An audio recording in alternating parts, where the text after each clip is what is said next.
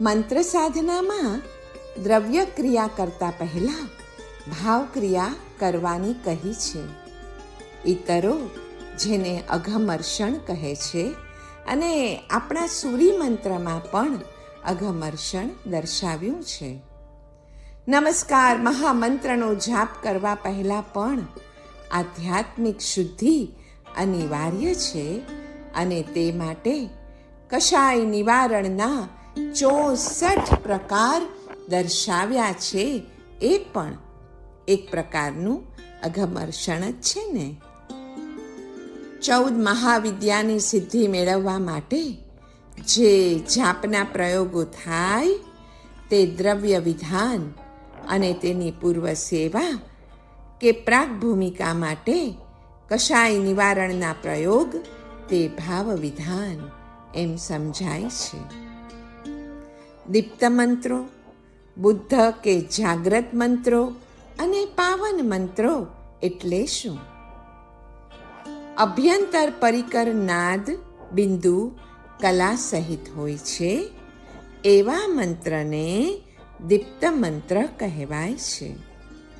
નાદ, બિંદુ અને કલા એ મંત્રના ઉદ્દીપક છે. મૂલાધારથી ક્રમશઃ ઉર્ધ્વગમન કરનાર મંત્ર બીજને બુદ્ધ કે પછી જાગ્રત કહેવાય છે અને ધ્યાન દ્વારા કર્મમલનો નાશ કરનાર હોવાથી પાવન મંત્ર પણ કહેવાય છે. મંત્રના અર્થ 4 અથવા તો 7 પ્રકારના હોય છે. 1. પ્રકટ અર્થ, 2. ગુપ્ત અર્થ અથવા ગુપ્તતર અર્થ, 3. સંપ્રદાયાર્થ અથવા તો કુલાર્થ અને 4 છે રહસ્યાર્થ અથવા નિગર્ભાર્થ. જે મંત્રો આકર્ષણ, વશીકરણ, ઉચ્ચાટન, વિદ્વેષણ, સ્તંભન, મોહન, ધનલાભ કે પછી રોગ નિવારણ આદિ માટે હોય ને એ સર્વેને લૌકિક મંત્રો કહેવાય છે. અને જે મંત્રો આત્મવિશુદ્ધિ કે કર્મ મુક્તિ વગેરે માટે હોય ને એ સર્વ મંત્રોને લોકોત્તર મંત્રો કહેવાય છે. લોકોત્તર મંત્રથી આકર્ષણ આદિ થાય પણ તે ગૌણ હોય છે. જે મંત્રના રચનાકાર સ્વયં લોકોત્તર હોય તે મંત્ર પણ લોકોત્તર કહેવાય છે. કેમ કે મંત્ર યોજકોની શક્તિ પણ એ મંત્રોમાં ઉતરેલી હોય છે. મંત્ર યોગમાં મહાભાવ સમાધિ એટલે ઈષ્ટના સ્વરૂપનું ધ્યાન કરતા કરતા પોતાની જાતને ભૂલી જવી અને એ ભૂલી જવાથી જે એક અવસ્થા ઉત્પન્ન થાય છે ને એ જ છે મહાભાવ સમાધિ કે પછી મંત્ર યોગ સમાધિ. મંત્ર એટલે મનન કરવા યોગ્ય હોય તે. મંત્ર એટલે જેના મનનથી આત્માનું ભયથી રક્ષણ થાય અને મંત્ર એટલે ગુપ્ત ભાષણ જે ગુપ્તપણે અપાય ને એ, અથવા મંત્ર એટલે દેવાધિષ્ઠિત શબ્દ રચના. મનન એટલે શબ્દનું રટણ અથવા તેના અર્થનું ચિંતન. મંત્ર દેવતાના સ્વરૂપનું ચિંતન કરવું અને છેવટે તેમાં તદાકાર થઈ જવું એ અર્થ ભાવનાનું રહસ્ય છે. એટલે જ મંત્ર ચૈતન્ય પ્રગટીને મંત્ર સિદ્ધિને પછી સમીપ લાવે છે. મંત્રનું રહસ્ય શાસ્ત્રથી નહીં, પણ ગુરુથી પ્રાપ્ત થાય છે તથા ગુરુને એ રહસ્ય પરંપરાગત રીતે જ પ્રાપ્ત થયેલું હોય છે. દેવાધિષ્ઠિત વર્ણ રચના રૂપ મંત્રનું વિશિષ્ટ સંયોજન એક પ્રકારની શક્તિનું આપણી અંદર, આપણી પરિસર ઉત્પન્ન કરે છે. સાત્વિક મંત્રો આત્મશુદ્ધિ કરનારા હોય છે. રાજસિક મંત્રો ભોગ ઐશ્વર્યના દાતા હોય છે તથા સ્તંભન ઉચ્ચાટન કરનારા તામસિક મંત્રો શરીર અને મન ઉપર ખરાબ અસર કરનારા હોય છે. મંત્રના કેટલા અક્ષર હોય એના ઉપરથી તે મંત્રનું નામ નક્કી થતું હોય છે.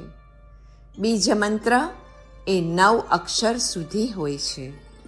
મંત્ર એ 10 થી 20 અક્ષર સુધીના હોય છે અને માલા મંત્ર તો 20 થી વધારે સંખ્યાવાળા જેમાં અક્ષરો હોય તેને માલા મંત્ર કહેવાય છે.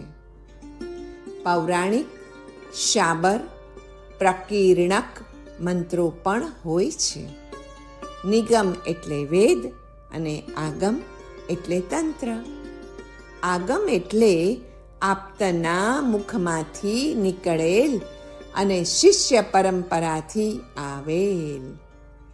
મંત્રયોગનું મુખ્ય લક્ષ્ય હોય છે મહાબોધિ સમાધિ અર્થાત પરમાત્માના ભાવગ્રાહી સ્વરૂપમાં ચિત્તવૃત્તિઓનો સંપૂર્ણ લય.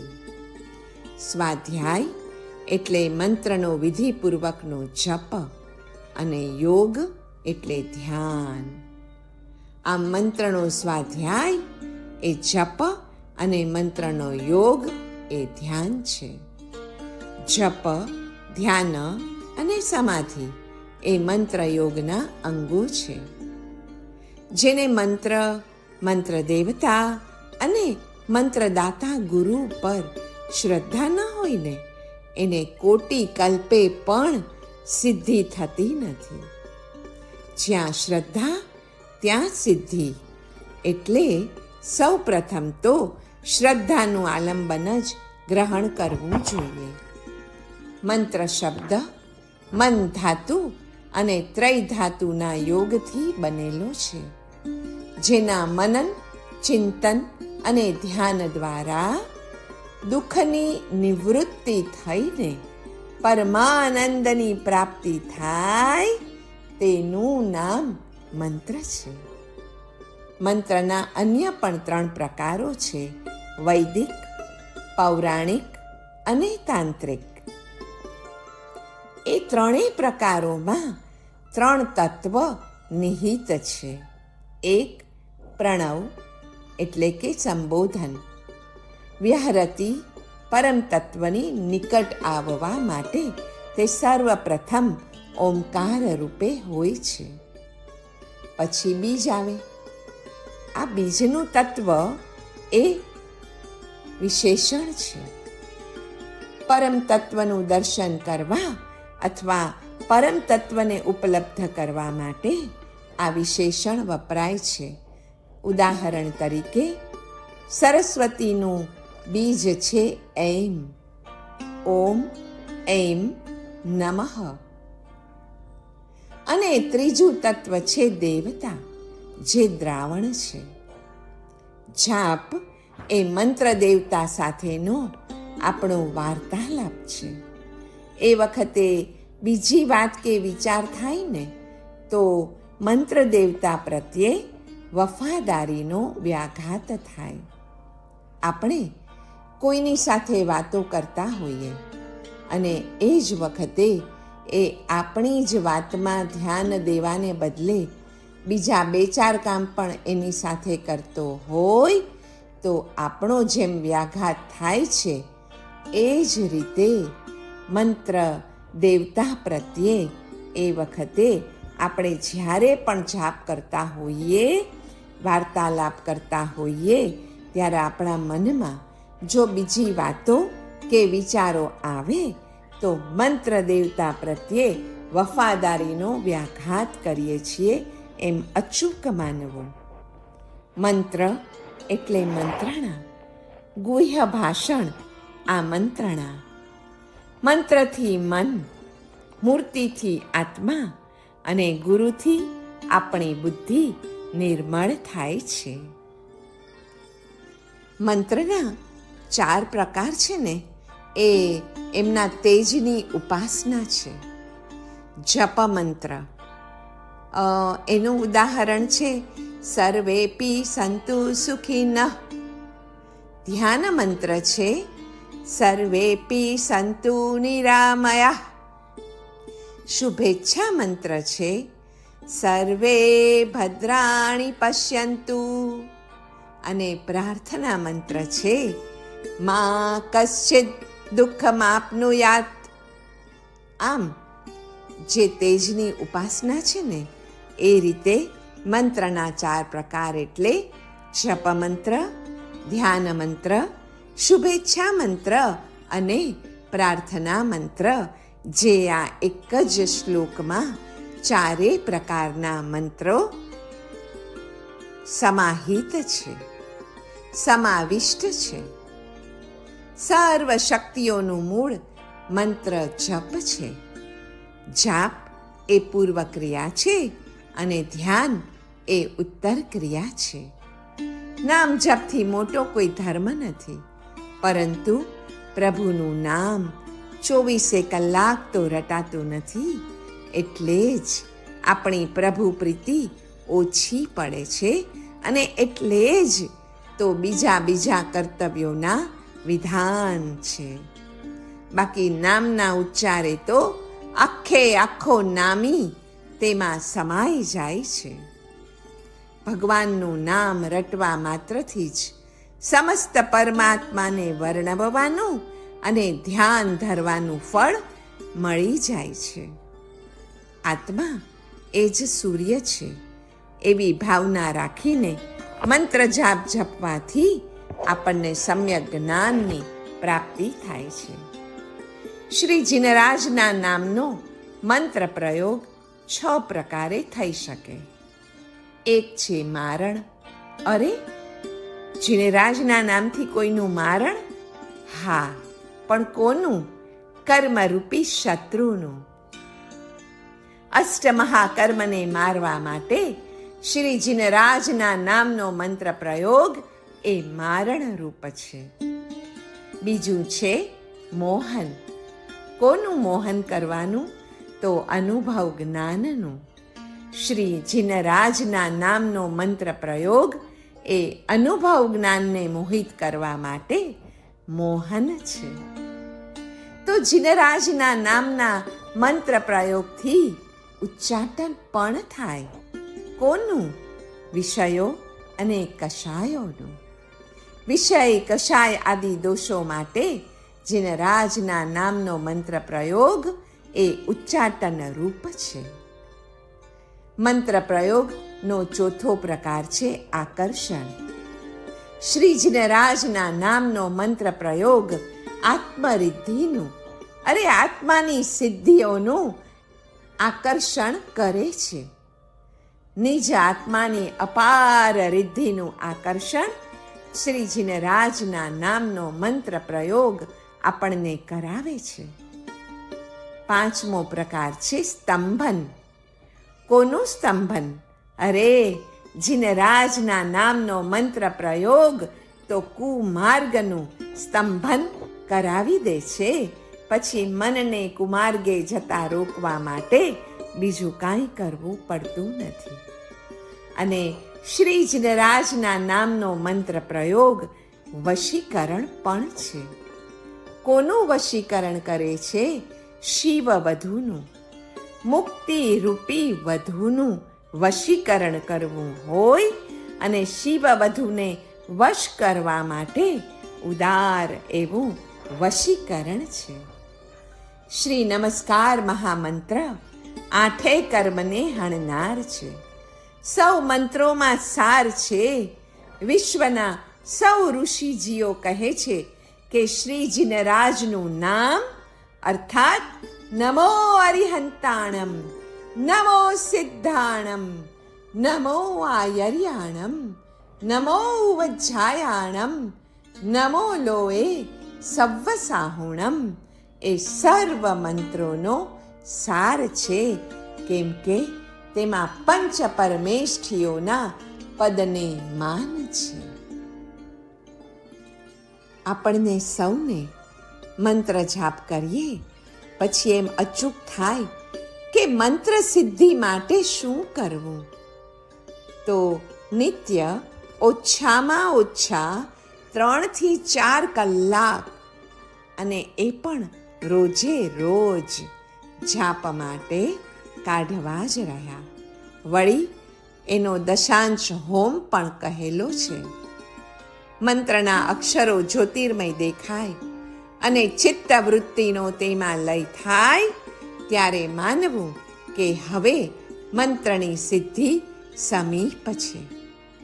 નામ વડે નાદ, નિર્વાણ, ઈચ્છા માત્રનું વિસર્જન, નિર્વિકલ્પતા, વિતરાગતા તથા આકૃતિના ધ્યાન વડે પછી રૂપ, જ્યોતિ, સ્વસંવેદનતા, અલખ અગોચર રૂપતા અને પ્રાંતે સર્વજ્ઞતા અર્થાત કેવલ જ્ઞાનપણું સધાય છે.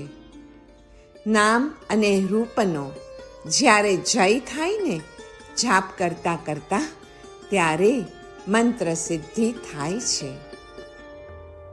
નામ જ્યારે નાદમાં અને રૂપ જ્યારે જ્યોતિમાં વિલીન થઈ જાય એ વખતે અહમ અને મમનું વિસર્જન થાય છે અને તેના સ્થાને દયા અને ક્ષમાનો ગુણ પ્રકટે છે.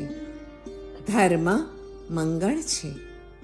તે શ્રુત રૂપ તથા ચારિત્ર રૂપ એમ 2 પ્રકારે છે. શ્રુત ધર્મ નામ અને નાદરૂપ છે, જ્યારે ચારિત્ર ધર્મ રૂપ અને જ્યોતિ સ્વરૂપ છે. આત્મૌપમ્ય ભાવ એ શ્રુત ધર્મથી જાગે તે દયારૂપ છે, અને ઔદાર્ય ચારિત્ર ધર્મથી જાગે અને તે ક્ષમારૂપ છે. સુમુનિ નિર્મિત મંત્રવાદની વાત કરીએ તો ઉત્તમ મુનિઓ કે જેઓ ધ્યાની, યોગી, તપસ્વી અને પવિત્ર વીર્યયુક્ત ઉત્કૃષ્ટ સંકલ્પવાળા હોય તેમના મુખમાંથી શબ્દોની કાયા એ મંત્ર સ્વરૂપ બની જાય છે. તેઓ પોતાના હૃદયમાં જે સંકલ્પોને ધારણ કરે છે ને તે ખરેખર ફળે છે. એ રીતે દેવતા આશ્રિત મંત્રવાદ અને મંત્રાત્મક દેવતાવાદ પણ પોતાનું અભિપ્સિત કાર્ય કરે જ છે.